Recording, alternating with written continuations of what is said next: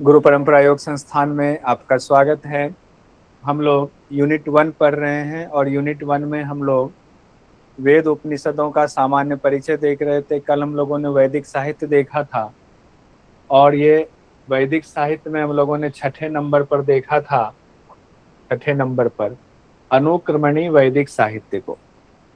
और पांचवें नंबर पर हम लोगों ने देखा था वेदांग को। वेदांग में 6 अंग दिया हुआ था। 6 अंग के बाद इसको सातवां ये नहीं है, ये सातवां नहीं है क्योंकि ये वेदांग नहीं है ना, ये छठा है जो वैदिक साहित्य में हम लोग पढ़ रहे हैं, जिसमें हम लोगों ने कहा था अनुक्रमणिका वाला जो साहित्य है वैदिक साहित्य, उसकी चर्चा हुई थी।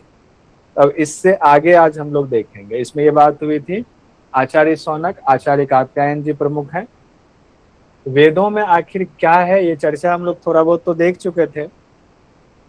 तो वेदों में क्या है और वेदों में मूलभूत अंतर क्या है उसको मोटा मोटा देखते हैं। बहुत ज्यादा देखने की क्षमता नहीं है हमारी, ये बहुत बड़ा सत्य है जिसको स्वीकार करना चाहिए। तो हम लोग परीक्षा की दृष्टि से उतना ही देखते हैं जितने से हमारा काम चल जाएगा। तो वेदों में क्या है, तो वेद तो एक ही है। वेद मतलब वेद ही हुआ, लेकिन उसी को कहा गया, उसके स्वरूप अलग अलग हैं, उसकी शैली अलग अलग है। वेद की शैली अलग अलग होने की वजह से उसमें 3 भेद होते हैं। 3 भेद, उसी को वेद त्रय कहा जाता है। क्या? पहला ऋक, दूसरा यजु, तीसरा साम। ऋक, यजु और साम ये क्या है? अलग अलग स्वरूप है, अलग अलग शैली है। स्वरूप या शैली इसको कह सकते हैं। जैसे ऋक की बात करें अगर हम लोग, इसको समझिएगा, 4 वेद 4 वेद 4 वेद हम लोग करते हैं, वो बिल्कुल सही है, लेकिन वेद का वर्गीकरण अलग अलग प्रकार से किया जाता है। ये ध्यान रखिएगा, यहाँ जो वर्गीकरण किया जा रहा है स्वरूप के आधार पर किया जा रहा है, मंत्रों के छंदों के स्वरूप के आधार पर किया जा रहा है, उसको पढ़ने की शैली के आधार पर, लिखने की शैली के आधार पर किया जा रहा है। तो पहला है ऋक, दूसरा है यजु, तीसरा है साम। ऋक में क्या है? ऋक को कहा गया है शस्त्र, यजुस को कहा गया है यज्ञ कर्म, साम को कहा गया है गान। 3 तो यहाँ देख लिए, चौथे में आएंगे बाद में। ऋक का अर्थ है जिन मंत्रों का होता द्वारा उच्चारण किया जाता है, जिसका गान नहीं किया जाता, गान नहीं किया जाता बल्कि उच्चारण किया जाता है, वह शस्त्र है। ऋक को शस्त्र कहा गया है। ठीक है, और भी चीजें देखेंगे इसमें, मोटा मोटा देखिए। ऋक का उच्चारण करने वाले को क्या कहा गया है? होता। ऋक का उच्चारण करने वाले को क्या कहा गया? होता। यजुस के लिए, यजुस का अर्थ ही यज्ञ कर्म होता है, यानी यजुर्वेद से यज्ञ कर्म होते हैं। यजुर्वेद से क्या होता है? यज्ञ कर्म होते हैं। और यहाँ आया साम, साम गान, ऐसे कहा साम गान, यानी गान द्वारा स्तुति करना देवताओं की। यज्ञ में जब देवताओं की स्तुति गा करके करते हैं तो किस शैली में होता है? वो साम शैली में होता है। यज्ञ कर्म किस शैली में? यज्ञ कर्म की जो शैली यजुस है, और जो मंत्र पढ़ा जाता है वो ऋक शैली में होता है। चौथा जो हम लोग वेद कहते हैं, 3 ही है। इसी इन तीनों शैली की वजह से, स्वरूप की वजह से वेद त्रयी शब्द आता है। वेद त्रयी, ध्यान रखिएगा, वेद त्रयी पहले भी चर्चा हुई थी। अथर्ववेद जो है उसके लिए प्रायश्चित शब्द का इस्तेमाल किया जाता है कि अन्य ऋत्विक के कर्म में कोई त्रुटि है तो त्रुटि निकाल करके प्रायश्चित का उपदेश दिया जाता है, और जो अथर्ववेद को लागू करवाता है, अथर्ववेद के हिसाब से उसके सिद्धांतों को बताता है, उसको ब्रह्मा कहा जाता है। यहाँ ब्रह्मा का अर्थ ब्रह्मा भगवान से नहीं है, ध्यान रखिएगा। ब्रह्मा से अर्थ है आपके यज्ञ में अगर अथर्ववेद के लिए कोई व्यक्ति आए हुए हैं, कोई पंडित आए हुए हैं और वो अपनी अथर्ववेद के हिसाब से अपनी जिम्मेदारी निभा रहे हैं, उस यज्ञ के लिए, उस दौरान के लिए वो ब्रह्मा है। वो प्रायश्चित का बताएंगे, ये गलती हो गई, इस गलती के बदले ये प्रायश्चित कर लीजिए, गलती धुल जाएगा। ध्यान रखिएगा ये बात, मोटा मोटा हम लोग बस देख रहे हैं, मोटा मोटा। वेदों में क्या है? मंत्रों का संकलन है, और मंत्र की रचना छंद रूप में और गद्यात्मक रूप में की गई है, जानकारी मिल जाएगा। छंदबद्ध मंत्रों को ऋक कहा जाता है। देखिए, छंदबद्ध मंत्रों को ऋक कहा जाता है, ऋक को ऋचा कहा जाता है। इन ऋचाओं के द्वारा देवताओं की पूजा अर्चना की जाती है। ऋचाओं के द्वारा देवताओं की, कल हम लोगों ने ऋचाओं के बारे में देख लिया हुआ था। कितने अक्षर को मिला करके कौन सी ऋचा बनती है। जिस वेद में ऋचाओं का संकलन है उसको ऋग्वेद कहा जाता है। जिस वेद में ऋचाओं का संकलन है उसको क्या कहा जाता है, उसको ऋग्वेद कहा जाता है, ऋग्वेद कहा जाता है। ऋग्वेद के बहुत सारे मंत्रों को यजुर्वेद ने भी लिया हुआ है, सामवेद ने भी लिया हुआ है, ध्यान रखिए। मंत्र द्वारा किसकी पूजा की जाती है, देवताओं की पूजा की जाती है। स्तवन शब्द लिखा है, स्तवन मतलब उनकी आराधना की जाती है, सिंपल सी बात है। कुछ शब्द जानबूझ करके थोड़ा टफ रखते हैं ताकि आप रूबरू हो पाए, तो फिर उसके अर्थ भी हम लोग जान लेते हैं।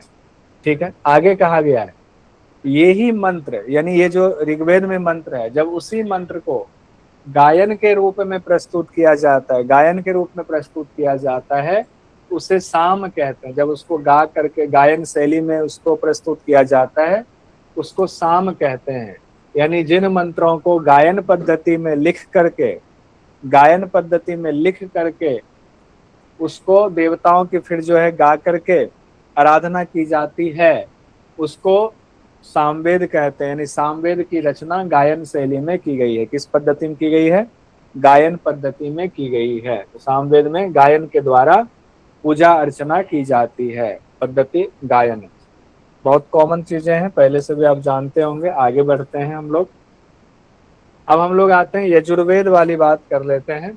हम लोगों ने ऋग्वेद का देख लिया ऋचा वाला, हम लोगों ने सामवेद का देख लिया गायन वाला, और थोड़ा सा हम लोग देख लेते हैं यजुर्वेद की चर्चा देख लेते हैं। यजुर्वेद में कहा गया है जो मंत्र गद्य रूप में रचे गए हैं, जो मंत्र गद्य रूप में है उन्हें अलग से संकलित किया गया है। गद्य रूप में जो रचे गए इसे यजुर्वेद में रखा गया है, उन्हीं मंत्रों को। यानी यजुर्वेद में जो मंत्र है उसकी शैली क्या है, गद्यात्मक शैली है, उसकी शैली गद्यात्मक है।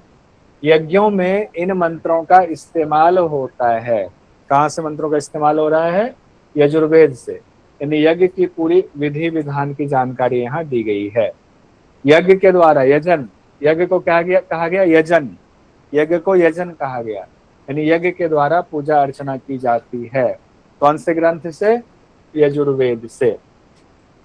ग्रंथ मतलब कौन से, वेद से। अब यहाँ पर वेद त्रयी हम लोगों ने पहले भी देखा था, एक बार फिर से वेद त्रयी को देखते हैं। वेद त्रयी का अर्थ क्या है बेसिकली। अभी हम लोगों ने जो 3 तरीका देखा, इसका मतलब इन 3 तरीकों से देवताओं की आराधना की जाती है, देवताओं की पूजा की जाती है। जिसमें हम लोगों ने देखा स्तवन, गायन और यजन। स्तवन, गायन और यजन ये शब्द आए हुए हैं।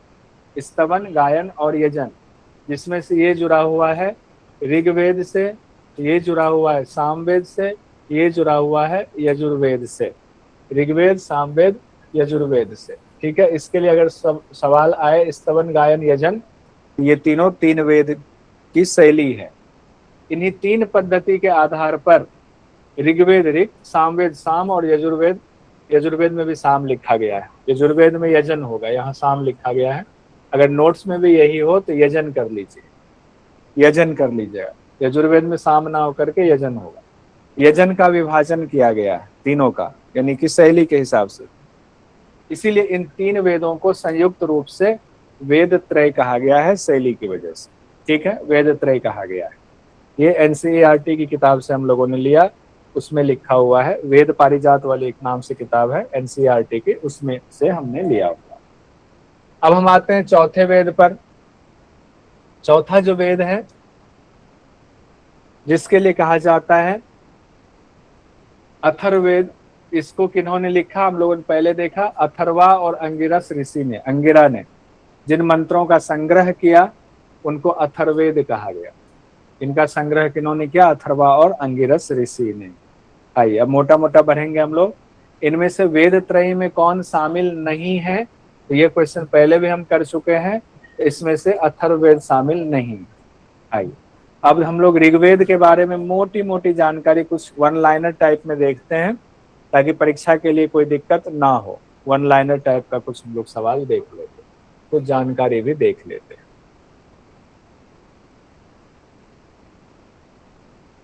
जैसे कि ऋग्वेद है, ऋग्वेद की भाषा संस्कृत है, लिपि ब्राह्मी है। ऋग्वेद का विभाजन 2 तरीकों से किया जाता है। पहला तरीका मंडल के रूप में, दूसरा है अष्टक के क्रम में। किसी चीज का विभाजन कई तरीके से किया जा सकता है। जैसे कि मेरा ही विभाजन शरीर का विभाजन है, तो शरीर का विभाजन गले से ऊपर का हिस्सा के रूप में किया जा सकता है, बीच वाले ट्रंक का ट्रंक के रूप में किया जा सकता है, लोअर लिम्स के रूप में किया जा सकता है, ऐसे किया जा सकता है, या अलग अलग किया जा सकता है। हाथ और पाँव को एक श्रेणी में रख दो, शरीर को अलग रख दो, ऐसे अलग अलग तरीके से किया जा सकता है वर्गीकरण। वैसे ऋग्वेद का वर्गीकरण किया गया है, एक तो मंडल के क्रम में, दूसरा अष्टक के क्रम में। इसका क्या अर्थ है मंडल और अष्टक के क्रम में? देखिए, अगर मंडल के हिसाब से ऋग्वेद का विभाजन हम करते हैं, एग्जाम में ये आ जाता है कई बार, ये छोटे सवाल आ जाते हैं, तो इसमें कहा गया है ऋग्वेद में 10 मंडल है। ऋग्वेद में कितने मंडल है ये याद रखना है आपको। ऋग्वेद में 10 मंडल है, इसीलिए ऋग्वेद का एक नाम ये भी है, 10 तई भी नाम है। 10 तई क्या नाम है? 10 तई भी कहा जाता है ऋग्वेद को, 10 तई कहा जाता है। हर मंडल के एक एक ऋषि हैं, हर मंडल से एक एक ऋषि संबंधित हैं। तो कितने ऋषि संबंधित हो गए मंडल के हिसाब से?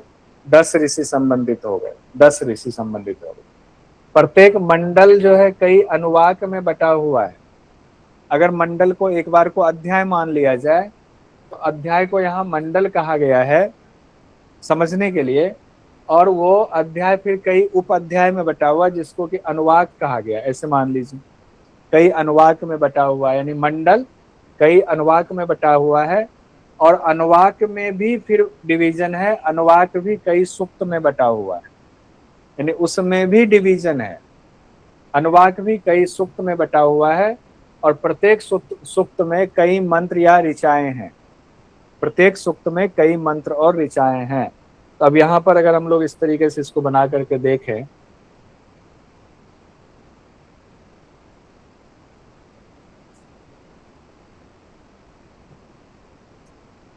अगर हम लोग बनाएं इसको कि ऋग्वेद का कैसे संरचना हो रहा है, मंडल है, मंडल कितने हैं? 10 है। अब ऐसे मान लीजिए 10, पहला मंडल, दूसरा मंडल, तीसरा मंडल, ऐसे 10 मंडल। मान लीजिए हमने एक मंडल ले लिया, एक मंडल में मान लीजिए कि इसमें एक मंडल में मान लीजिए कई जो है क्या हो गए? अनुवाक हो गए। एक अनुवाक, ये अनुवाक 1, अनुवाक 1 हो गया, 2 हो गया, 3 हो गया, 4 हो गया, ऐसे अनुवाक बटे हुए, डिवीजन बटा हुआ। फिर अनुवाक में कहा गया है, ये अनुवाक भी जो है ये भी बटा हुआ है सुक्त में। ये अनुवाक भी सुक्त में बचा हुआ है। जैसे मान लीजिए सुक्त हो गया, सुक्त 1 हो गया, मान लीजिए सुक्त 2 हो गया, सुक्त 3 हो गया। तो इधर भी अनुवाक 2 में भी कई सुक्त होंगे, अनुवाक 3 में भी कई सुक्त होंगे, अनुवाक 4 में भी कई सुक्त होंगे। फिर इसमें से एक सुक्त को उठा लें अगर, अब इस सुक्त में कई मंत्र हैं, इस सुक्त में क्या है? कई मंत्र या ऋचाएं हैं। अब इसमें मान लीजिए कि इसमें 20 मंत्र हैं या 20 ऋचाएं हैं। एक बात कर ले, इस पहले सुक्त में, दूसरे में फिर होगा, तीसरे में होगा, अनुवाक के अंतर्गत ये आया, सुक्त सुक्त के अंतर्गत आ गया मंत्र या ऋचाएं, ऐसे सब में होगा। ऐसे वर्गीकरण डिवीजन किया गया समझाने के लिए। ठीक है, अब यहाँ से हम लोग हटते हैं, अब देखते हैं थोड़ा और अलग से। ये बताना जरूरी था, नहीं तो कई बार समझ में नहीं आता है। हर मंडल से हमने कहा एक एक ऋषि संबंधित है, प्रत्येक मंडल में कई अनुवाक हैं, और प्रत्येक अनुवाक में कई सूक्त हैं, प्रत्येक सूक्त में कई मंत्र और ऋचाएं हैं। 10 मंडल मिला करके कहा गया 85 अनुवाक हैं। जो 10 मंडल हम लोगों ने देखा, 10 मंडल हैं और हर मंडल में कई अनुवाक हैं, तो सबको मिला करके अगर देखा गया तो ये पाया जाता है कि इसमें कुल 85 अनुवाक हैं। कितने हैं टोटल अनुवाक? 85 अनुवाक हैं। टोटल अनुवाक 85 अनुवाक हैं। हाँ, 85 अनुवाक। ऐसे ही मैसेज करते रहिए पूरे ऋग्वेद में। अब फिर अनुवाक क्या है? अनुवाक सूक्त में बटा हुआ है, अनुवाक सूक्त में बटा हुआ है। टोटल ऋग्वेद में सूक्तों की संख्या कहा गया 1017 है। 1017 अनुवाक किस में बटा हुआ है? सूक्त में। और फिर तब टोटल सूक्तों को ले लेंगे तो टोटल सूक्तों की संख्या 1017 है। नोट कर लीजिए, स्पेशल डायरी में नोट कीजिए। उसके अलावे कहा गया 1017 सूक्त तो हैं, कई बार एग्जाम में 1028 सूक्त की भी चर्चा आती है, 1028 सूक्त। तो 17 और 11 सूक्त कैसे बढ़ जाते हैं? 11 सूक्त जो है वो बालखिल्य सूक्त होते हैं। ऋग्वेद में कितने बालखिल्य सूक्त हैं? तो 11 बालखिल्य सूक्त हैं। बालखिल्य मतलब क्या है? ये नाम है ऋषि मुनि का, छोटे छोटे ऋषि मुनि, छोटे छोटे ऋषि मुनि, अलग ही इनका जो है ब्रीड है, अलग ही है बालखिल्य, बड़े विद्वान, बहुत विद्वान। बालखिल्य 11 बालखिल्य सूक्त हैं, ध्यान रखिएगा। और अगर बालखिल्य को भी जोड़ दिया जाए तो कुल सूक्तों की संख्या होती है ऋग्वेद में 1028 सूक्त हैं। ऋग्वेद की मुख्य धारा से भिन्न होने के कारण ये जो बालखिल्य सूक्त हैं, जब इसका स्वाध्याय किया जाता है ऋग्वेद का, तो मुख्य धारा से थोड़ा अलग है बालखिल्य वाला, तो इन बालखिल्य सूक्तों को छोड़ दिया जाता है, उसके बाद इसको पढ़ा जाता है। ये भी एक जानकारी हो गई। लेकिन एग्जाम की दृष्टि से देख लीजिए, 1017 और 11, 1028। कुल मंत्रों की संख्या या कहें कुल ऋचाओं की संख्या कितनी है ऋग्वेद में? तो 10,580 कहा गया, 10,580। एग्जाम के लिए ये भी महत्वपूर्ण है, 10,580, ध्यान रखिएगा। बालखिल्य सूक्त जो है वो हमने कहा छोटे छोटे ऋषि हुए, उन्होंने जिन मंत्रों को साक्षात किया उनकी चर्चा होती है यहाँ पर। तो बालखिल्य सूक्त का अर्थ क्या है? एक तो बालखिल्य का अर्थ क्या है? आकार में बहुत छोटे। कितने छोटे? अंगूठे के बराबर, इतना से ऋषि। अब कोई ऋषि है जो इतने ही बड़े हैं, उनकी हाइट ही इतनी बड़ी, इतने में ही सिर भी है, शरीर भी है, हाथ भी है, पांव भी है। हंसिए मत, विद्वता में जो है हमारे जो है कई जन्म बीत जाएंगे तब भी उनके जैसे विद्वान नहीं हो पाएंगे हम, ठीक है। अंगूठे के बराबर है। ऐसे ऋषियों को बालखिल्य ऋषि के रूप में जाना जाता है। और ये सूर्य के उपासक थे। देखिए किनके उपासक थे बालखिल्य ऋषि? सूर्य के उपासक थे। इनके द्वारा जिन मंत्रों को साक्षात किया गया उनको बालखिल्य सूक्त में अलग से रखा गया। उन मंत्रों को बालखिल्य सूक्त। कितने बालखिल्य सूक्त हैं? 11। कहाँ पर है? 8वें मंडल में है। कहाँ पर? कौन सी संहिता में? ऋग्वेद की संहिता में। ऋग्वेद की संहिता में। संहिता शब्द क्यों कहा मैंने?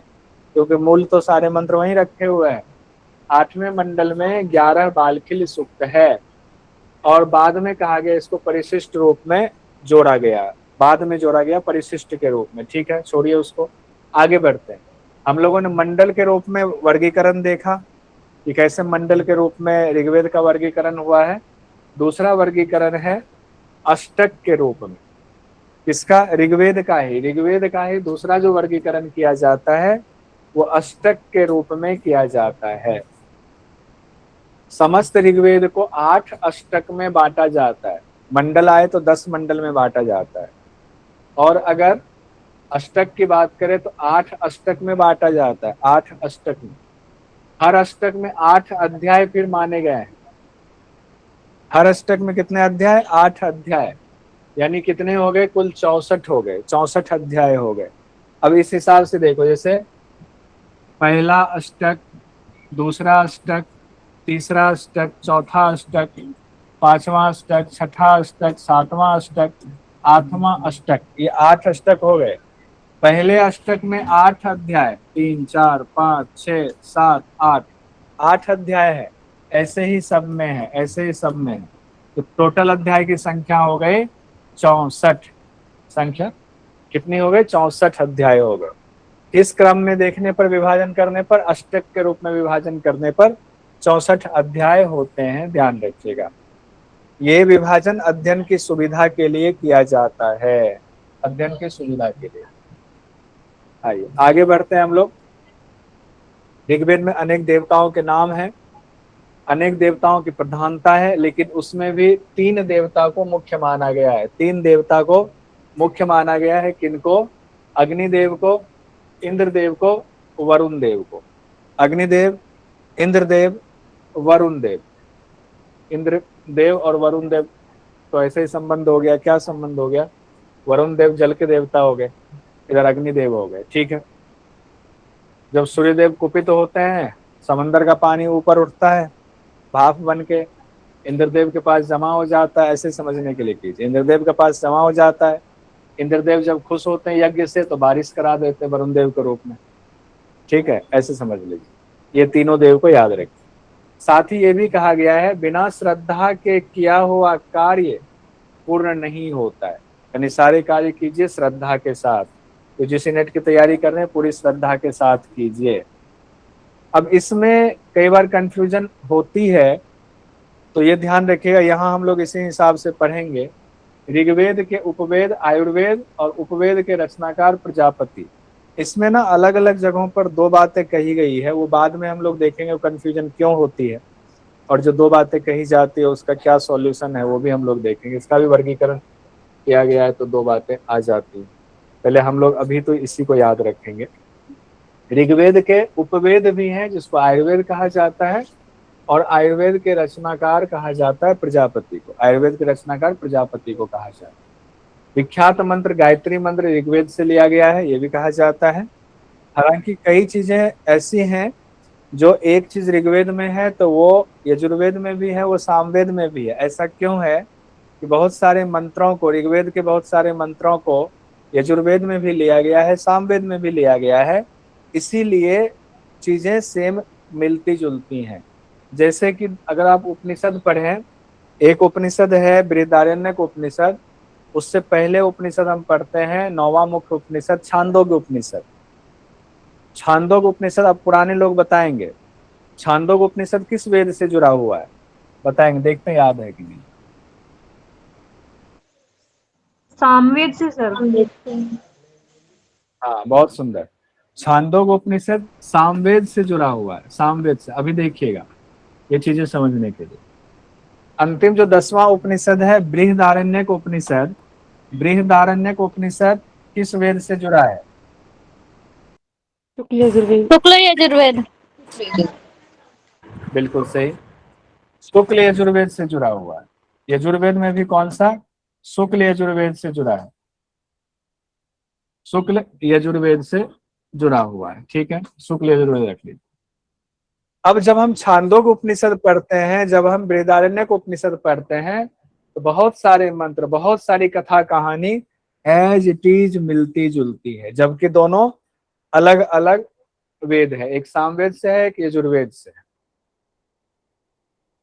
और मैंने उसमें कुछ तो जितना मैं पढ़ पाया उतना मैंने लिखा भी हुआ है, जब हम लोग उपनिषद पढ़ेंगे तो बताऊंगा भी कि ये चीजें यहाँ भी हैं, ये चीज इसमें भी है, दोनों में है, जबकि वेद दोनों का अलग है। इसीलिए कई बार ये कंफ्यूजन होती है, ये वाला मंत्र आपने यहाँ बताया जबकि दूसरे ग्रंथ में तो दूसरी जगह बताया गया है, तो चीजें रिपीट होने की वजह से ये कंफ्यूजन की स्थिति आती है। आइए हम अब आगे बढ़ते हैं। ऋग्वेद में किसे पवित्र नदी कहा गया है? तो सरस्वती को पवित्र नदी कहा गया है। अब हम लोग इसमें देख लेते हैं ब्राह्मण, आरण्यक और उपनिषद। अब ये जो यहाँ लिखा हुआ ब्राह्मण, आरण्यक और उपनिषद, जब ऊपर हम लोग पढ़ रहे थे तो हम लोगों ने देखा था ब्राह्मण ग्रंथ, आरण्यक ग्रंथ, और हम लोगों ने देखा था उपनिषद। और उस समय बात हुई थी कि चारों वेद से जुड़े हुए हैं। मूल में कौन था? संहिता, तो हर वेद के होंगे। अभी हम लोग कौन सा वेद पढ़ रहे हैं? ऋग्वेद पढ़ रहे हैं। तो ऋग्वेद में जो ब्राह्मण है उसके कुछ नाम देख लेते हैं, सारा याद ना भी रहे तो कोई बात नहीं है, चित्त में बस बिठाइए, परेशान मत होइएगा। ऐत्रेय और कौशितकी, सांख्यायन भी कहा जाता है, क्योंकि इसमें भी कई जगहों पर, दो अलग अलग जगहों पर अलग अलग बातें कही गई, तो ये कंफ्यूजन इसमें भी आती है। ऐत्रेय और कौशितकी, कौशितकी को ही सांख्यायन कहा गया है। ऐत्रेय के संकलन करता महिदास है, ऐत्रेय महिदास, ऐत्रेय महिदास इसके संकलन करता है। किसके? ऐत्रेय ब्राह्मण के। ब्राह्मण ग्रंथ की चर्चा हो रही है, ब्राह्मण ग्रंथ, ब्राह्मण ग्रंथ में क्या है? पूजा पाठ की, यानी कि कर्मकांड की पूरी चर्चा है, ठीक है। आरण्य ग्रंथ भी, आरण्य ग्रंथ के भी नाम ऐत्रेय और कौशितकी है, लेकिन मंत्र अलग होंगे दोनों के, दोनों के मंत्र अलग होंगे, ध्यान रखिए। भले ही ऐत्रेय और कौशितकी यहाँ भी है, ऐत्रेय और कौशितकी यहाँ भी है, ब्राह्मण में भी और आरण्यक में भी, लेकिन मंत्र अलग होंगे। फिर उपनिषद में आए, उपनिषद में भी ऐत्रेय और कौशितकी है, मंत्र अलग हो जाएंगे, यहाँ ब्रह्म विद्या से संबंधित बातें हो जाएंगी।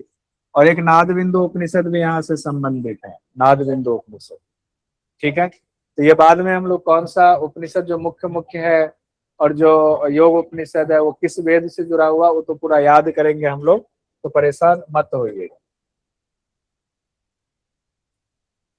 अब यहाँ आते हैं ऋग्वेद की कितनी शाखाएं हैं। ऋग्वेद की मुख्य 5 शाखाएं हैं। ऋग्वेद की कितनी शाखाएं हैं? मुख्य 5 शाखाएं हैं, जिसमें कहा गया साकल शाखा, वासकल शाखा, आशुलायन शाखा, सांख्यायन शाखा और मांडुकायन शाखा। यानी ऋग्वेद की 5 शाखाएं हैं।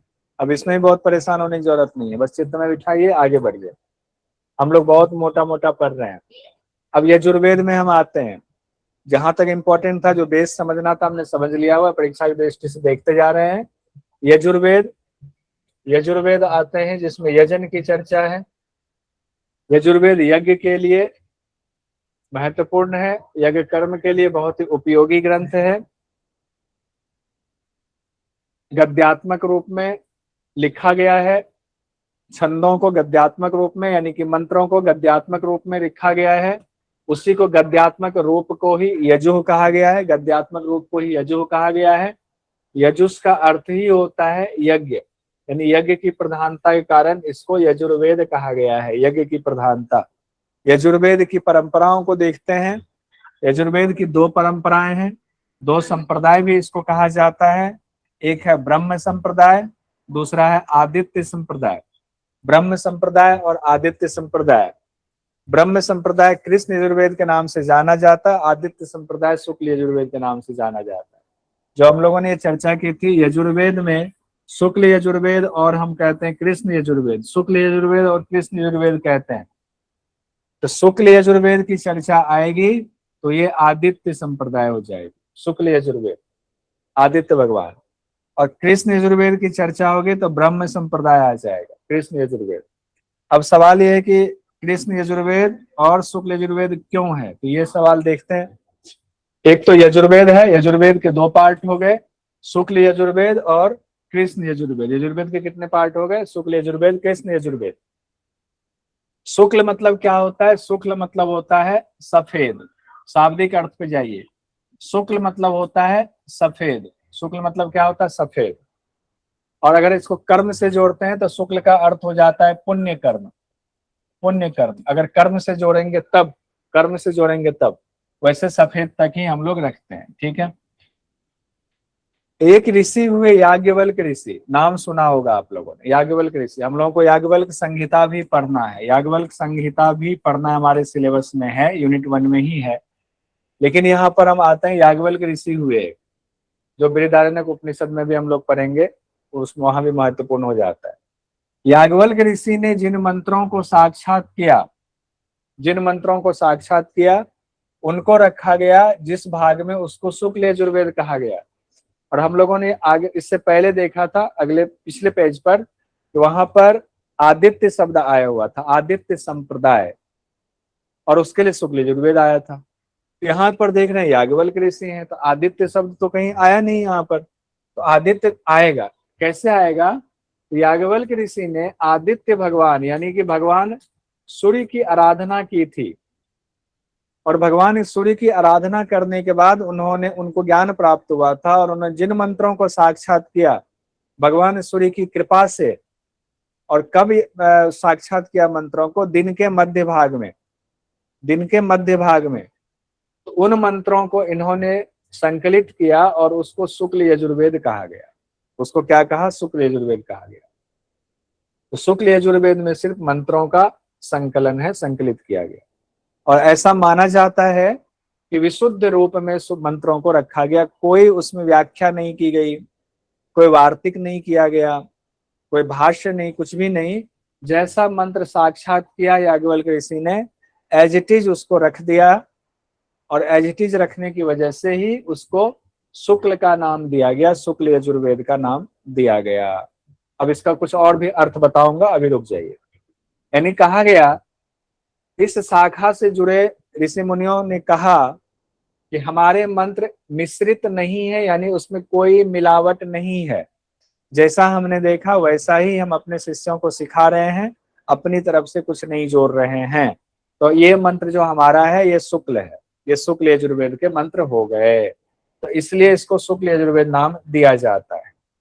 अब कृष्ण का क्या मतलब है, जैसा कि नाम से ही जाहिर है, कृष्ण का अर्थ है जैसा काला, काला होता है, कृष्ण मतलब काला होता है, शाब्दिक अर्थ काला होता है।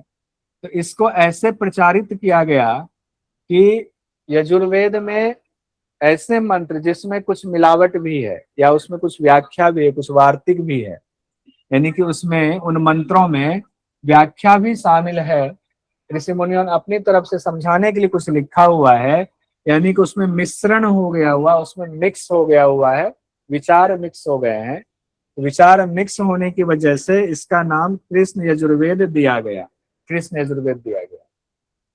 अब इसको दूसरे तरीके से समझिए, ये कितना सच है कितना नहीं है हमारी आपकी क्षमता नहीं है इसको डिफ्रेंशिएट करने की। लेकिन अगर हम बौद्ध दर्शन में जाएंगे, आप कहेंगे यार वेद पढ़ा रहे बौद्ध दर्शन में कहाँ जा रहे हैं, समझने के लिए बता रहा हूँ।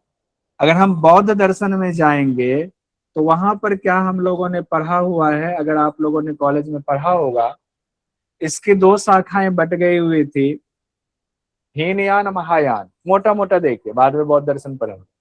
हीनयान और महायान की चर्चा आती है। हीन का मतलब क्या होता है, हीन मतलब होता है ना एकदम छोटी बुद्धि वाले, जिनके संकरा विचार है, जो अपने आप को फैलाना नहीं चाह रहे हैं, वो हीन हो गए। हीनयान और महायान शब्द आता है, महायान वाले बोलते हैं हमारे विचार ओपन, हम पूरे संसार पूरी सृष्टि के उसकी बात करते हैं, कल्याण की बात करते हैं। अब जो हीनयान को मानने वाले हैं और जो महायान को मानने वाले हैं बौद्ध दर्शन के हिसाब से देख, तो हीनयान वाले ने कभी नहीं कहा कि हम हीनयान वाले हैं, उन्होंने कहा हम महाथेर हैं, मतलब पुरातन विचार वाले हम ही हैं, हम उस परंपरा को पूरा जिंदा रखे हुए, हम उसी परंपरा से चलेंगे, पुरातन वाले। उनका कहना था गौतम बुद्ध ने जैसा कहा हम उसमें कोई समय के साथ परिवर्तन नहीं करेंगे, हम उन्हीं विचारों में चलेंगे, पहले अपने आप को साक्षात करेंगे तब तो दूसरा जिनको जुड़ना जुड़ते जाएंगे। वो एकांत पसंद थे, वो पूरी परंपरागत तरीके से चलने वाले थे, कोई जो है नियम कानून में सुई नोक के बराबर बदलाव नहीं करने वाले थे। तो ये लोग क्या हुआ, ये लोग ऐसे लोग थे जो समाज से कटते चले गए, समाज से कटते चले गए तो अपनी बात वो पूरी रख नहीं पाए। दूसरे परंपरा वाले जो हुए उन्होंने कहा नहीं, समय के साथ बदलाव होना चाहिए, बहुत सारे नियम ऐसे बनाए गए हैं वो नियम का सब पालन नहीं कर सकते बौद्ध दर्शन में, तो हम थोड़ा सा उसमें फ्लेक्सिबिलिटी देंगे, थोड़ा सा उसमें बदलाव करेंगे। वो हो गए महायान, तो वो लोगों से कनेक्ट होते चले गए, तो उन्होंने अपने आप को कहा कि हम महायानी हैं, हम महान हैं।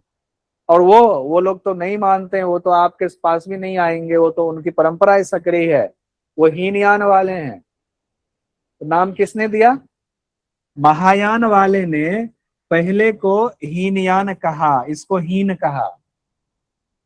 हम कह रहे हैं आप हीन हो और आप अपनी बात रखने आओ ही नहीं, भाई कैसे मुझे हीन कह रहे हो, क्यों रखने आओगे, क्योंकि आपको मतलब ही नहीं है, जो कहना कहो।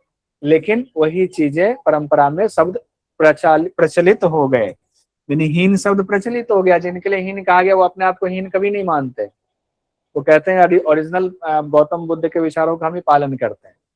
तो हो सकता है, हो सकता है, अब जो मैंने यहाँ कहा उसका यहाँ से क्या तात्पर्य है, यहाँ जो शुक्ल और कृष्ण की बात हो रही है, हो सकता है कि यही फॉर्मूला यहाँ भी लागू हुआ, इनका बोलबाला होगा, इन्होंने अपने आप को कह दिया शुक्ल, कहा उसमें विचार भी मिले हैं तो वो है कृष्ण यजुर्वेद का, ऐसा ऐसी संभावना यहाँ भी बनती है। अब इसमें कौन लोग थे, देखिए कौन लोग थे, उसकी चर्चा हम लोग थोड़ा सा इसमें देखेंगे। यहाँ पर बात हो रही है याज्ञवल्क्य ऋषि की, किनकी बात हो रही है, याज्ञवल्क्य ऋषि की बात हो रही है। याज्ञवल्क्य ऋषि और एक और ऋषि का नाम है, याज्ञवल्क्य ऋषि हो गया, और एक और ऋषि का नाम है वैशंपायन, वैशंपायन जी, ये दो ऋषि का नाम आता है मुख्य तौर पर। याज्ञवल्क्य ऋषि के गुरु हैं वैशंपायन जी, ध्यान दीजिएगा, याज्ञवल्क्य ऋषि के गुरु हैं वैशंपायन जी, ठीक है। याज्ञवल्क्य ऋषि से किसी बात पर अपने गुरु से हो गया विवाद, झगड़ा हो गया, किस बात पे झगड़ा हुआ, ऐसे ग्रंथों में लिखा हुआ है, कहीं मैं पढ़ रहा था, उसमें कहा गया वैशंपायन जी ने याज्ञवल्क्य जी को बहुत ज्ञान दिया, सब कुछ सिखाया समझाया, और इनको पूजा करने के लिए, यज्ञ कराने के लिए एक राजा के यहाँ भेजा, तो राजा ने इनका अपमान कर दिया कि आप तो वैशंपायन जी क्यों नहीं आए, आप आए हुए हो, आपसे यज्ञ नहीं कराएंगे। याज्ञवल्क्य जी थोड़े क्रोधी स्वभाव के थे और माना जाता है कि याज्ञवल्क्य जी ब्रह्मा भगवान के अवतार हैं। किसी कारण से ब्रह्मा जी को श्राप मिल गया, याज्ञवल्क्य ऋषि के रूप में अवतरित हुए, ऐसा भी एक मान्यता है।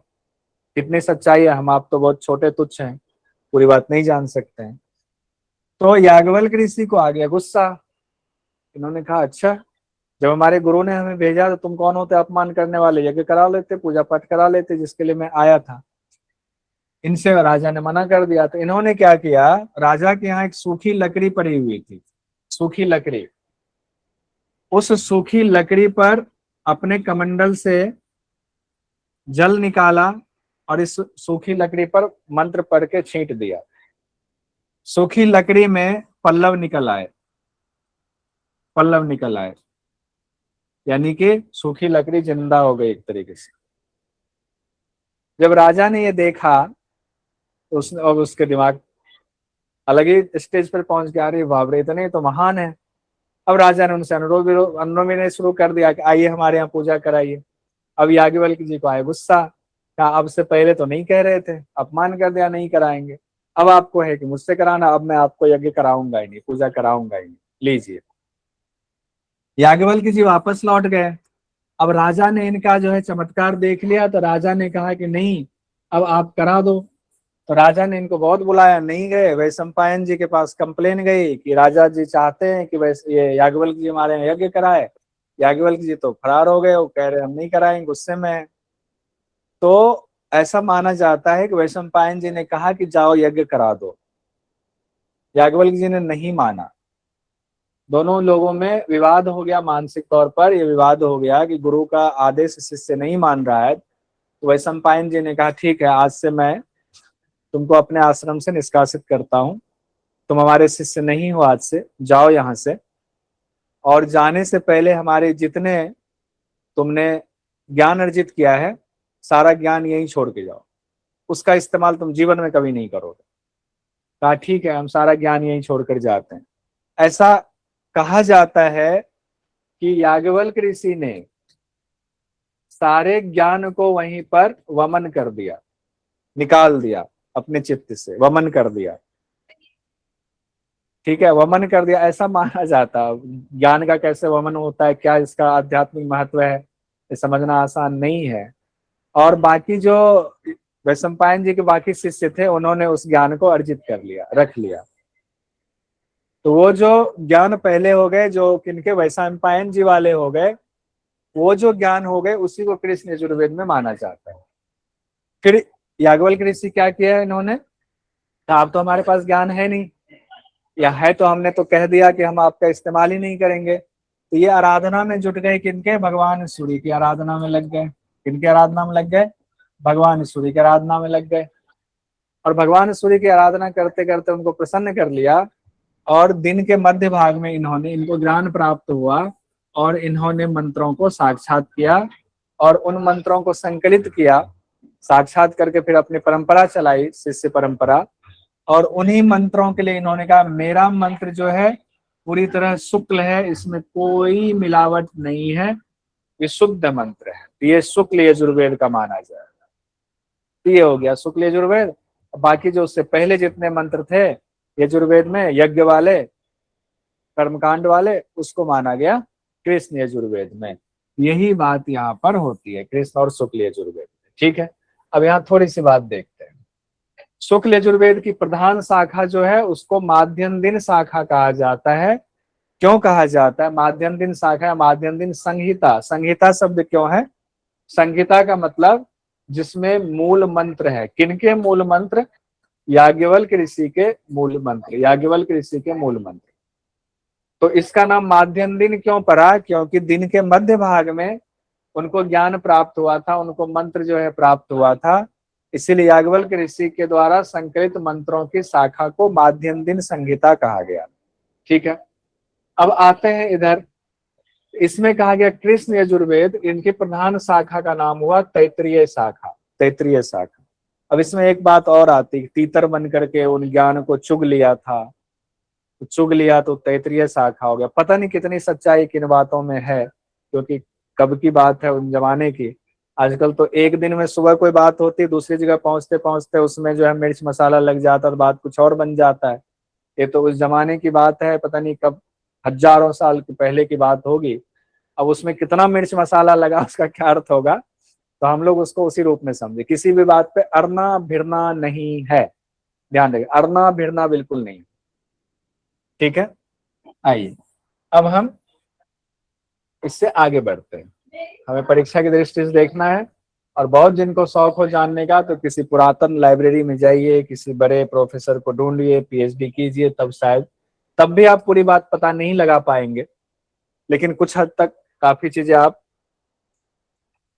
उसमें रिसर्च के आधार पर कह सकते हैं कि हमने ये बात रिसर्च किया हुआ। अब आइए, शुक्ल यजुर्वेद में कहा गया है 40 अध्याय है, माध्यम दिन संहिता कहा गया, उसमें 40 अध्याय हैं, और हर अध्याय अनुवाक में बटा हुआ है, तो 303 अनुवाक हैं। कितने अनुवाक? 303 अनुवाक हैं।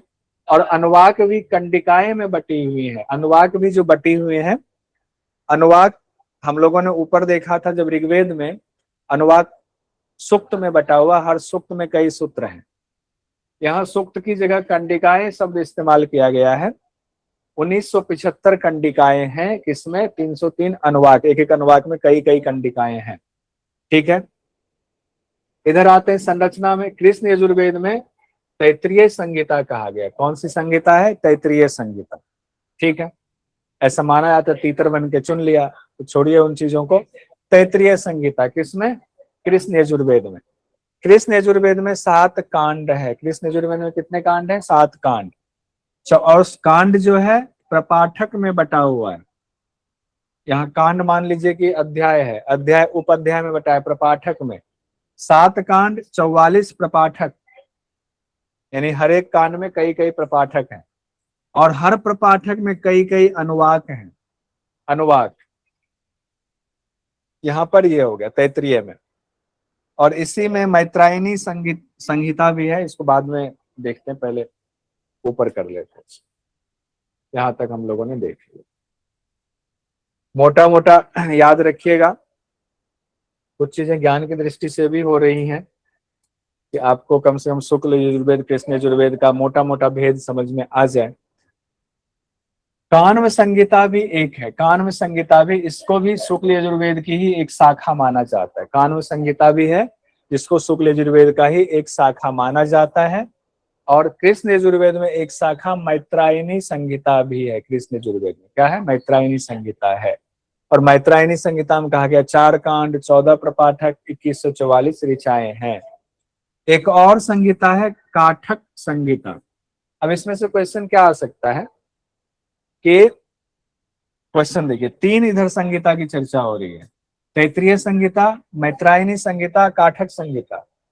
हो सकता है, अभी तक क्वेश्चन ऐसा नहीं आया हुआ, हो सकता है संहिता का नाम दे दे, ये संहिता किस वेद से संबंधित है, कृष्ण यजुर्वेद से, शुक्ल यजुर्वेद से, ऐसा कुछ आ सकता है। और इधर 2 संहिता देखा हम लोगों ने, एक माध्यम दिन संहिता और एक कान्व संहिता। ये दोनों संहिता दे दे किससे जुड़ा हुआ, तो मोटा मोटा ये लिख लीजिएगा। मोटा मोटा लिख लेंगे तो कम से कम आपका एग्जाम की दृष्टि से कंप्लीट हो जाएगा। आइए आगे देखते हैं।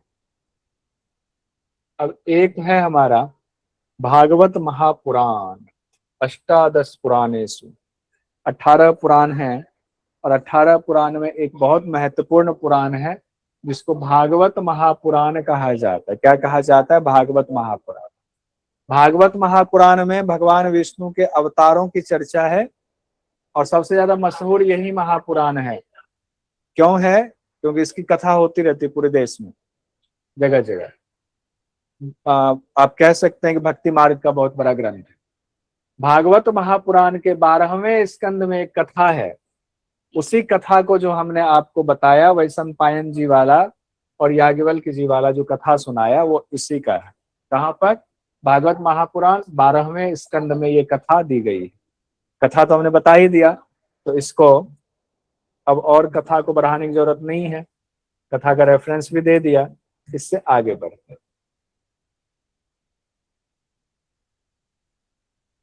जिस कथा के हिसाब से कृष्ण यजुर्वेद शुक्ल यजुर्वेद का डिवीजन हुआ उसकी बात। ठीक है, माध्यम दिन वाद समय कहा जाता है, कान्व संहिता की इनकी दूसरी शाखा कान्व संहिता, ये भी हो ही गई। कान्व और माध्यम दिन दोनों जो है शुक्ल से जुड़ा हुआ है। अब यजुर्वेद में आगे बढ़ते हैं हम लोग। यजुर्वेद में यज्ञ और अनुष्ठान का विस्तृत वर्णन है। किसका? यज्ञ और अनुष्ठान का। ये तो हम लोगों ने शुरू में ही देख लिया था। यज्ञ है, यजुस मतलब ही यज्ञ होता है, अनुष्ठान का विस्तृत वर्णन है। और इसमें जो मुख्य मुख्य यज्ञ हैं, कुछ उनके नाम यहाँ पर दिए गए हैं, जैसे अग्निहोत्र है, चतुर्मास है। चतुर्मास वाला तो बहुत महत्वपूर्ण है, जैन धर्म में भी चतुर्मास का बड़ा महत्व है। राजसूय यज्ञ होता है, अश्वमेध यज्ञ होता है, प्रमुख यज्ञ है। ये इनसे संबंधित है, किनसे? यजुर्वेद से। यज्ञों की विधि विधान के साथ ही उसके फल की भी चर्चा की गई है, किसमें? यजुर्वेद में की गई है। ठीक है, कर्मकांड की प्रधानता है इसमें, किसमें? यजुर्वेद में। बहुत ज्यादा लोकप्रिय इसलिए है कि कर्मकांड है और सबको चाहिए तुरंत रिजल्ट, ये करेंगे इससे इसकी प्राप्ति हो जाएगी। तो जिससे प्राप्ति तुरंत हो रही है उस पर उसकी लोकप्रियता बढ़ती ही है, बढ़नी भी चाहिए है। अब हम आते हैं ब्राह्मण, आरण्यक और उपनिषद। किसके लिए? ये यजुर्वेद से संबंधित हो गए। यजुर्वेद से संबंध, यजुर्वेद के ब्राह्मण ग्रंथ, यजुर्वेद के आरण्यक ग्रंथ, यजुर्वेद के उपनिषद जुड़े हुए। उसको हम बाद में भी देखेंगे, अभी भी थोड़ा सा देखते हैं। पहले शुक्ल यजुर्वेद से संबंधित जो ब्राह्मण ग्रंथ हैं उसके नाम बस याद, मतलब दिमाग में बिठा लीजिए बोल बोल करके, ज्यादा कुछ मत कीजिए। सतपथ ब्राह्मण एक है, सतपथ ब्राह्मण ग्रंथ है। कौन से ग्रंथ है? सतपथ ब्राह्मण ग्रंथ, माध्यम दिन वाजसनेयी शाखा से लिया गया। एक शाखा ये है, दूसरी शाखा है कान्व शाखा। दो शाखा शुक्ल यजुर्वेद में था, कान्व शाखा से भी सतपथ ब्राह्मण है, यानी सतपथ ब्राह्मण दोनों शाखा से निकला हुआ ग्रंथ है। ठीक है, अब आते हैं आरण्यक। इसके शुक्ल यजुर्वेद के कौन से आरण्य ग्रंथ हैं? तो तैत्तिरीय और बृहदारण्यक। आप कहेंगे ये दोनों तो उपनिषद भी है। हाँ, उपनिषद भी है, दोनों के मंत्र भी अलग। तैत्तिरीय आरण्य ग्रंथ के मंत्र अलग हैं, तैत्तिरीय बृहदारण्यक आरण्य ग्रंथ के मंत्र अलग होंगे। इन्हीं में से जो ब्रह्म विषयक बातें होंगी वो सारी चीजें कहाँ आ जाएंगी? उपनिषद के दायरे में आ जाएंगे। कृष्ण यजुर्वेद के कुछ ब्राह्मण ग्रंथ की चर्चा यहाँ पर देखते हैं। नाम: तैत्तिरीय ब्राह्मण, मैत्रायणी ब्राह्मण, कठ ब्राह्मण और कपिस्थल ब्राह्मण ग्रंथ, ये नाम आता है। परेशान होने की जरूरत नहीं है, याद नहीं है तो ना हो, कोई बात। कृष्ण यजुर्वेद से जुड़े हुए कोई उपनिषद का नाम बताइए।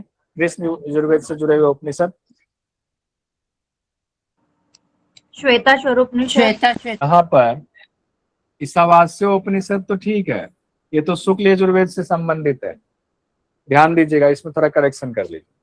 ईशावास्य उपनिषद तो शुक्ल यजुर्वेद से संबंधित है, लेकिन कठोपनिषद कृष्ण यजुर्वेद, ये कृष्ण यजुर्वेद। श्वेतासुतर उपनिषद, कृष्ण उपनिषद, भी कृष्ण यजुर्वेद से संबंधित है। बृहदारण्यक शुक्ल यजुर्वेद से संबंधित। बृहदारण्यक ये कैसे हम लोग जब उपनिषद पढ़ेंगे तो उसको याद करेंगे, तो याद करते समय ये सारी चीजें आ जाएंगी। ठीक है, और यजुर्वेद के उपवेद धनुर्वेद को कहा गया है, वो भी हम लोग बाद में इसका कंपैरिजन करेंगे। अब हम सामवेद पर आते हैं। सामवेद के कुछ वन लाइनर पॉइंटर हम लोग देख लेते हैं। सामवेद के कुछ पॉइंटर को देख लेते हैं परीक्षा की दृष्टि से। बस ऋग्वेद के गाए जाने वाले मंत्र साम कहे जाते हैं, पहले हम ये इस बात की चर्चा कर चुके हैं। ऋचा पर ही साम आश्रित है। ऋचा पर इसलिए आश्रित है कि मूल तो ऋचा ही है, मूल ऋचा ही है, ऋचा से ही लिया गया है और उसी को गायन शैली में लिखा गया है, गायन शैली में प्रस्तुत किया जाता है। तो मूल तो ऋचा होगा, आश्रित किस पे? ऋचाओं पे आश्रित है। अब इसको गान करने वालों को क्या कहा जाता है? उद्गाता कहा जाता है। उद्गाता नामक ऋत्विज, ध्यान दीजिएगा, ऋत्विज और उद्गाता दो शब्द यहाँ आया हुआ है। ऋत्विज तो ओवरऑल हो गया, जो यज्ञ करा रहे हैं सारे ऋत्विज हो गए। ऋत्विज के प्रकार होते हैं, ऋत्विज के प्रकार होंगे। जो ऋत्विज सामगान कराएगा वो उद्गाता कहे जाएंगे। जो ऋत्विज सामगान कराएंगे वो उद्गाता कहे जाएंगे। और जो ऋत्विज ऋग्वेद के मंत्रों का जाप करेंगे वो होता कहे जाएंगे। क्या होंगे? होता, होता कहे जाएंगे। और जो ऋत्विज अथर्ववेद के मंत्रों का कराएंगे वो ब्रह्मा कहे जाएंगे। ये चर्चा पहले हुई थी। एक इसमें छूट रहा है, एक छूट रहा है। पुराने लोग बताइए क्या छूट रहा है इसमें? यजुर्वेद वाला छूट रहा है। उद्गाता होता ब्रह्मा एक अधर्व्यू कहा जाता है। किसका? जो यजुर्वेद के मंत्रों को जो पढ़ते हैं वेद के उस यज्ञ के दौरान, उनको अधर्व्यू कहा जाता है। इसका भी टेबल आएगा, चिंता मत कीजिएगा। ये मैं इसलिए समझा रहा था कि ऋत्विज जो है वो ऋत्विज मतलब ओवरऑल कहा गया ऋत्विज, और उसी के प्रकार हैं अलग अलग वेद से संबंधित जो ऋत्विज होंगे उनके नाम भी बदल जाते हैं। ध्यान दीजिएगा। अब आगे आइए। सामवेद के दो प्रधान भाग हैं। सामवेद के कितने भाग हैं? दो प्रधान भाग हैं सामवेद के। ऋग्वेद की 1504 ऋचाएं सामवेद में एज इट इज उठा करके ली गई हैं। क्या ली गई हैं? ऋग्वेद की 1504 ऋचाओं को सामवेद में एज इट इज लिया गया है। इसीलिए मंत्र जो है क्लैश करते हैं, इसीलिए काफी समानताएं भी दिखती हैं। ये ध्यान दीजिएगा। ये नहीं कि सब में अलग है तो ये चीजें उसमें कैसे चला गया, ये किस वेद से जुड़ा होगा। ये एक टॉपिक कई वेदों से जुड़ा हुआ हो सकता है। साथ ही सामवेद में इनके अपने मंत्र भी हैं। सामवेद में इनके अपने मंत्र भी हैं। ठीक है, सामवेद में इनके अपने मंत्र भी हैं और 1504 ऋचाएं तो इन्होंने ऋग्वेद से लिया हुआ है। ठीक है, अब हम आते हैं सामवेद किससे संबंधित है? गायन से संबंधित है। और सामवेद के उपवेद गंधर्व वेद हैं।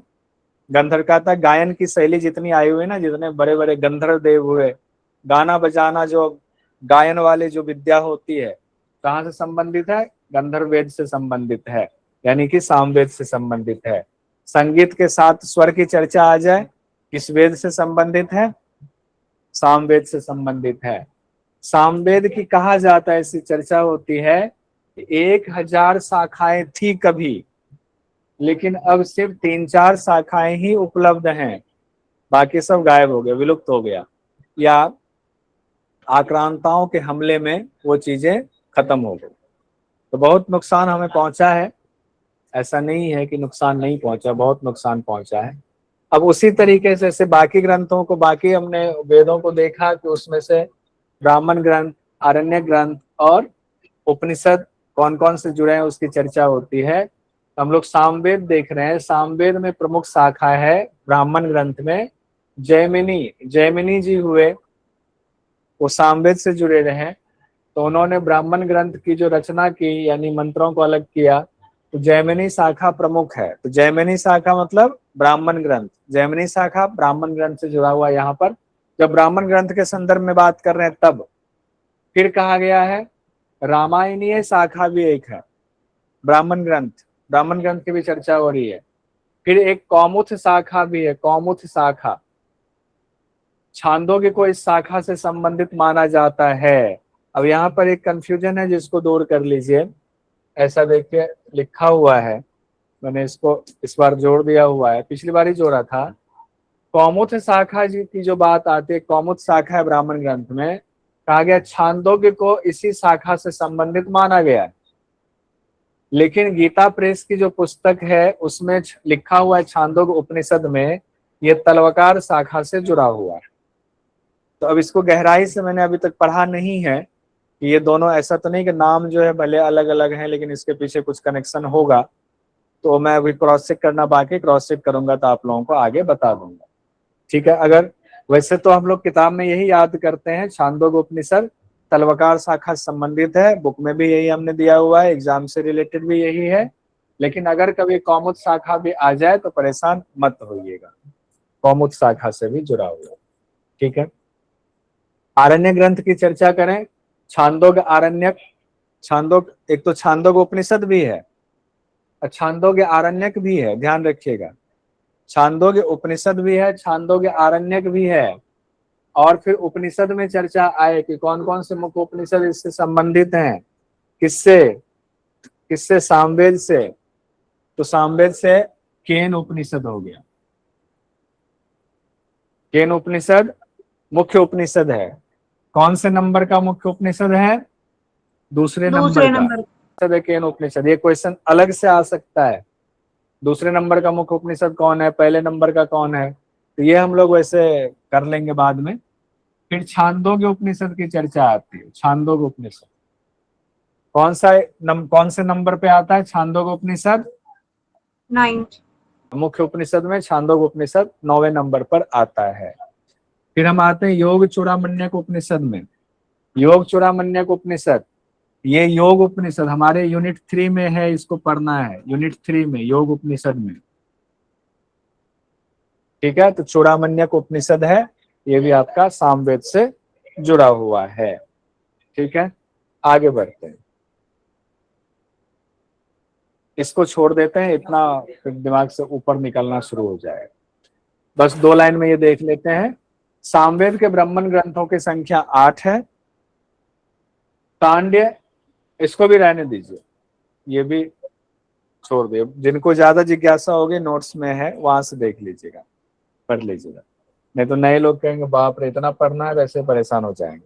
तो मैंने पहले कहा कि डरने की जरूरत नहीं है, मोटा मोटा जो चीजें हैं उसको याद करते जाइएगा और नोट करते जाइएगा। ऋग्वेद में कितनी ऋचाएं हैं, सूक्त हैं, वो सब याद करना है, कितने बाल के लिए सूक्त।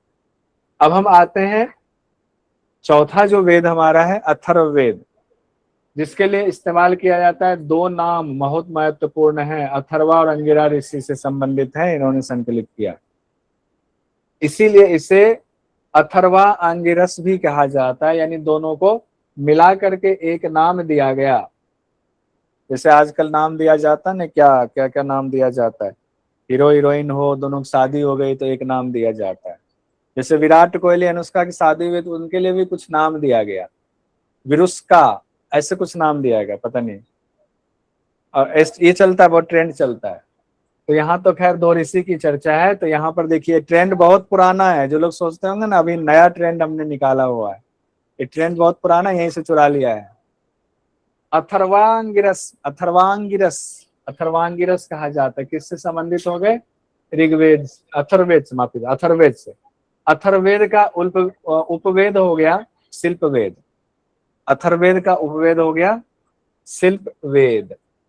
आइए अब इसमें ऋग्वेद वगैरह की जो चर्चा है, जो हम लोग ऊपर देख रहे थे, या यजुर्वेद है या सामवेद है, उसमें स्वर्ग प्राप्ति के लिए कहा गया यज्ञ कीजिए, यज्ञ के मंत्रों को गाइए, गा करके बोलिए, या विधि विधान कीजिए, वो सारी चीजें। क्या यज्ञ से क्या होता है? अग्नि विद्या है यज्ञ। क्या अग्नि विद्या है? अग्नि विद्या से क्या होता है? स्वर्ग की प्राप्ति होगी, ऐसा कहा जाता है। पुण्य कर रहे हैं तो स्वर्ग कब मिलेगा? मरने के बाद ही तो मिलेगा, मरने के बाद मिलेगा।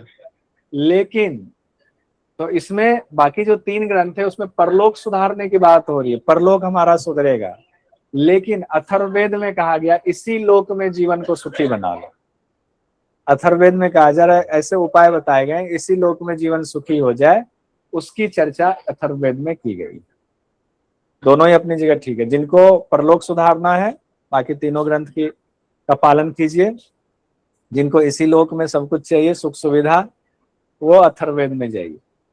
अथर्ववेद में 20 कांड हैं। क्या है? 20 कांड हैं, और इसमें 731 सूक्त हैं। कांड जो है सूक्तों में बटा हुआ है, 731 सूक्त हो गया। और सभी 731 सूक्तों को मिला दें तो 5967 मंत्र हैं, 5967 मंत्र हैं। और इसमें भी यानी अथर्ववेद में भी 1200 मंत्र जो है वो ऋग्वेद के लिए गए हैं। 1200 मंत्र ऋग्वेद से लिए गए हैं। देखिए ऋग्वेद तो एकदम समंदर है, वहां से सबने उठा उठा करके रखा हुआ, अपने यहाँ मंत्रों को संकलित किया हुआ है। ये मंत्रों की संख्या में कुछ जगहों पर 19-20 हो सकता है, संख्याओं की, मंत्रों की संख्या में थोड़ा अलग अलग पुस्तकों में संख्या घट बढ़ सकती है, परेशान नहीं होंगे, आसपास मान लीजिएगा 5967 में। अथर्ववेद को काफी बाद में लिखा गया, ऐसा माना जाता है। अथर्ववेद को काफी बाद में लिखा गया, और इसमें कौन कौन से मुख्य विषय हैं? तो इसमें शत्रुओं पर विजय प्राप्त करने के उपाय बताए गए हैं। शत्रु तो नहीं है कोई आप लोगों का, तो उसके लिए मंत्र जो है एकदम करके उस पर विजय प्राप्त कर सकते हैं। मत रखिएगा शत्रु, योग में शत्रु मत रखिएगा। और फिर भी किसी के प्रति गुस्सा हो, वो अंदर जो है कुंठा बन रहा है, तो मेडिटेशन कीजिए, उसको निकालिए। और उसको हमने पिछले बैच में बताया हुआ था, बिहार स्कूल ऑफ योग की किताब में अलग अलग विधियां बताई हुई है कैसे जो है उसको हटाना है। जादू टोना, भूत प्रेत, इनके निवारण की चर्चा भी है। भूत लगे तो कौन सा वेद पढ़ेंगे?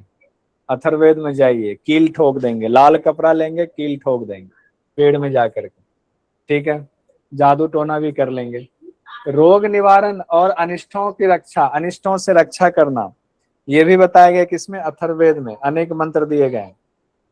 आयुर्वेद के सिद्धांतों का प्रयोग भी किया गया है, अनेक पद्धति बताई गई। और शल्य चिकित्सा, शल्य चिकित्सा मतलब चीरफाड़ वाली, सर्जिकल जो परंपरा है मेडिकल की, उसकी विवेचना भी किसमें की गई है? अथर्ववेद में की गई है। पहले शल्य चिकित्सक किनको कहा जाता है? भारत के पहले शल्य चिकित्सक कौन है? कोई नाम बता सकते हैं? महर्षि सुश्रुत। महर्षि सुश्रुत को, सुश्रुत संहिता जानते हैं ना, महर्षि सुश्रुत को माना जाता है पहले शल्य चिकित्सक हिंदुस्तान के, हमारी परंपरा के महर्षि सुश्रुत जी हुए, ठीक है। सत्यमेव जयते, सत्यमेव जयते किस उपनिषद से संबंधित है? सत्यमेव जयते ऋग्वेद। मुंडक उपनिषद से, और मुंडक उपनिषद संबंधित है अथर्ववेद से। मुंडक उपनिषद किससे संबंधित है? अथर्ववेद से संबंधित। सत्यमेव जयते, इसको हम लोग देखें जब उपनिषद पढ़ेंगे तब देखेंगे। और मुख्यतः 9 शाखाओं का वर्णन मिलता है अथर्ववेद में। पिपलाद शाखा, स्तौद शाखा, मौढ़ शाखा, सौनकी शाखा, जाजल शाखा, जलद शाखा, ब्रह्मवद शाखा, देवदर्श शाखा, चारण वैद्य शाखा। तो इतना मत ध्यान रखिए, बस ये कि चित्त में हमने पढ़ा हुआ है। सिंपल सा ये देख लीजिए, ये टेबल हम लोगों ने हर उसमें देखा है वेद के हिसाब से, तो इसमें भी थोड़ा सा देख लीजिए क्या है। ब्राह्मण ग्रंथ कौन से जुड़े हुए हैं? तो गोपथ ब्राह्मण ग्रंथ है, जिसको पिपलाद शाखा भी कहा जाता है।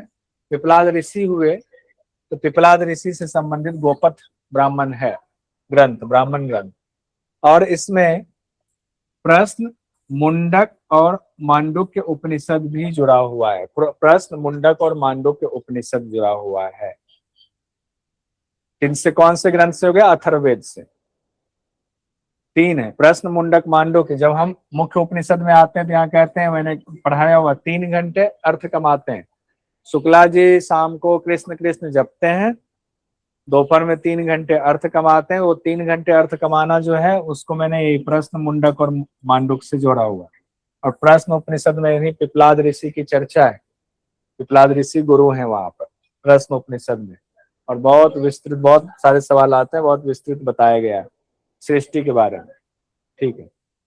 एक सवाल देख लिए, चारों वेदों में अथर्ववेद एकमात्र वेद है जिसकी 3 संहिताएं पाई जाती है। इसे त्रिविध परंपरा भी कहते हैं।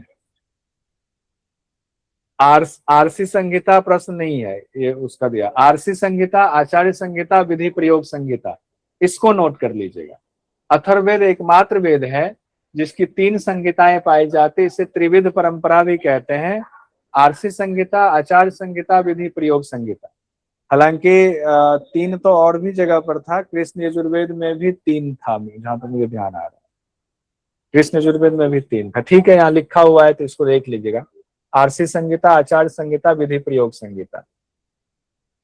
आइए, वेद में ऋग्वेद की 21 शाखाएं, यजुर्वेद की 101 शाखाएं, और सामवेद की 1000 शाखाएं, और अथर्ववेद की 6 शाखाओं सहित 1131 शाखाओं की चर्चा मिलती है। 1131 शाखाओं की चर्चा मिलती है। ऋग्वेद की 21, यजुर्वेद की 101, सामवेद की 1000 है ही नहीं, 3-4 बचे हैं। अथर्ववेद की 6, 1131, लेकिन ये सब गायब हो चुका है, बहुत कम शाखाएं बची हुई।